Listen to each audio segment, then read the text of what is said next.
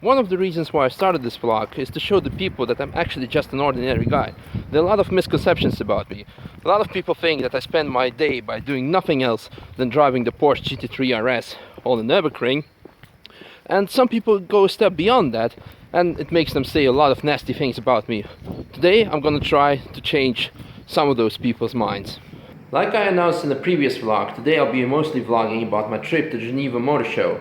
And prior to the Geneva Motor Show, you see a lot of YouTubers and other famous and less famous car people picking up sweet, cool supercars and other very high quality rides to their trip to Geneva to show to the public how it is to drive such a car and to be more involved with the community at Geneva, more prestige. And although I could have done the same, or maybe something similar, by example going to a tuning shop and picking something else, and hey, even behind me I have a lot of cars to my access, like ring garage cars, starting from the GT86s, which would be actually a very obvious choice, the Speed Hunters GT86, maybe a Scirocco, maybe something more luxurious or faster, the 135M or the M3, or hell, we could even go for a Porsche. So yes, I could have picked an average car or more than average car, a luxurious car, but as you know, I like to do things differently than others do. So today I'm going to go and no, it's not the 528 that some of you know from the last year's seasons of the Ring Garage. Here you can see the most awesome rental car of the Nürburgring. It's little brother, something new, the E36 320. Yes, and it's not just a 320, it's a pretty dirty one. I'm probably not going to clean it up. It's the one with dented fender, with the broken headlight, kinda broken. It does have winter tires though. But wait, there is more. Just look at the interior. Look at the roof, stripped for weight reduction, less fuel consumption, perfect for long road trips. But wait, there is more. Just look. Here, 412,823 kilometers, and according to its owner, it's the original engine is inside. So I may be a bit nervous, but hey, in Russia we say whoever doesn't make a bet doesn't drink, which doesn't make sense a lot in English or any other language, but yeah, that's a Russian kind of thing. Another thing which does make me kind of nervous is the fact that AJ picked this car earlier up, and the first 80 kilometers that he has driven with it, the car ended up on a trailer twice. The alternator broke down, the water pump broke down, they had fixed it since, they made 2,000 kilometers with it, I also made about 200 or 300 kilometers with it, so the car is good so far. Another convenient thing for this trip is the fact that this car runs on gas or LPG.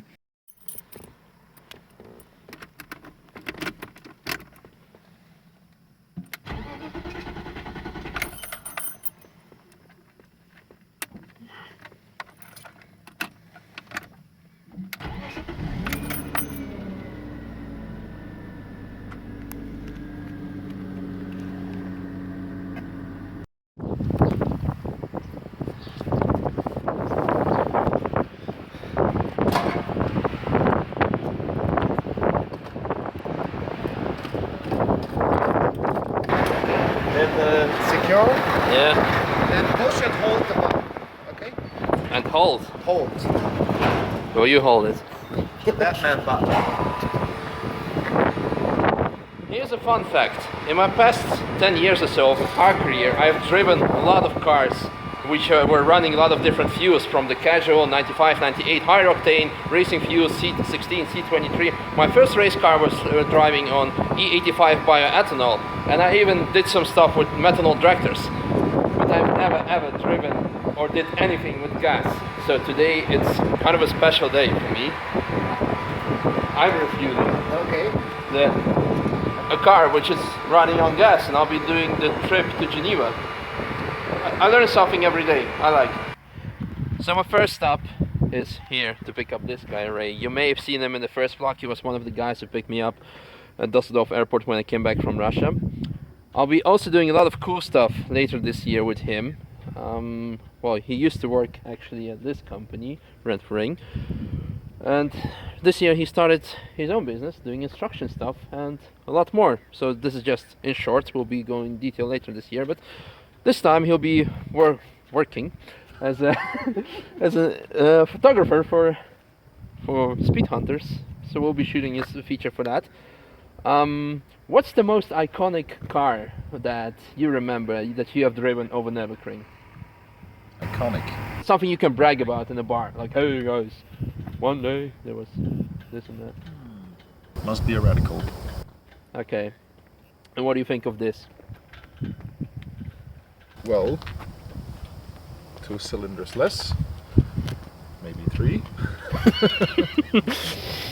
4. We'll be fine. Yeah. It's a BMW. You're not afraid? Yes. Most importantly, you're not ashamed?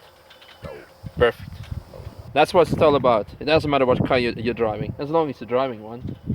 Correct. Okay, enough chit chat, let's get going.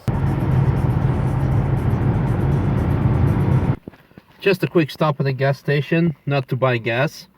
Actually, gas is like literally gas now, and not gas is petrol. Anyway, I'm here to buy this thing because I forgot mine, and surprisingly it does have a power socket in the E36. And most importantly, this power. It doesn't say how much power it has though, but it's kind of dangerous. So if the car doesn't goes broken or we don't crash, this thing will kill us according to instruction.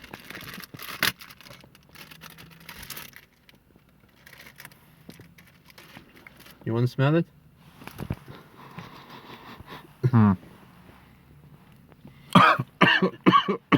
Yeah, well, let's see how long we can stand it. Nice. It does fit the color combination of the car though, which is good. Okay, about 2 minutes have passed. We have opened this thing up, but in the meantime our precious newly acquired air freshener started to work, and I don't think I'll be able to stand the smell.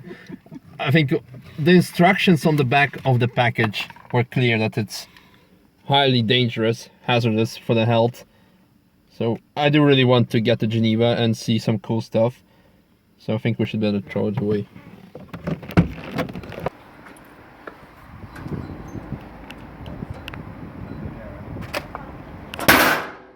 You see what it says there?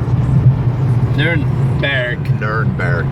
This is like the most common mistake people make. The people who have never been to Nürburgring before and they try to come to Nürnbergring. It occurred to me in 1 year that I've been working in the Nürburgring already 3 times that people went to Nürnberg instead. You have a bit longer experience, Ray. How often did it occur to you that people went to Nürnbergring? Well, in the past season only once, but I think in the 10 years I'm at the Nürburgring 100 times. Yeah, exactly. And just a small fact, it's only 700 kilometers difference between the two, so you'll have plenty of time to drive some laps on the Autobahn. Just stop at the gas station for a quick refill. I'm not sure if we actually need it, but I just want to see what the average fuel consumption is. So far we did 322 kilometers with it, so let's have a look. So it's 33 liters, and as you could have seen, we did 320 kilometers. Average speed was between 120 and 150 kilometers an hour, and it did 10 kilometers to 1 liter. And at this price and this age of the car, I cannot actually complain, so I'm pretty satisfied. Budget trip to Geneva. So now that we have gotten fuel for the car, we can also get fuel for ourselves. McDonald's. I'm not going to bother you with some food vlog, but there's one thing that I want to show you in particular. It's over there. Let's have a look. Those are Tesla superchargers, and I must be honest with you guys. I'm a car guy. He's a car guy. I've never seen one before in my life. Only some well, some show, but never like on a gas station. Did you ever? Oh, never. And we have 1, 2, 3, 4, 5, 6 of them. Actually, we saw a Tesla part here from Holland as we pulled into the gas station. Unfortunately, it isn't here now. But the good news is, one thing you're allowed to do with a Tesla charging station Oh, you can smoke. You can smoke a cigarette next to it. I'm not sure if I'm okay with putting that in my vlog, promoting cigarettes, but Don't smoke, kids. but if you decide to smoke, you can only smoke maximaal 30 Minuten.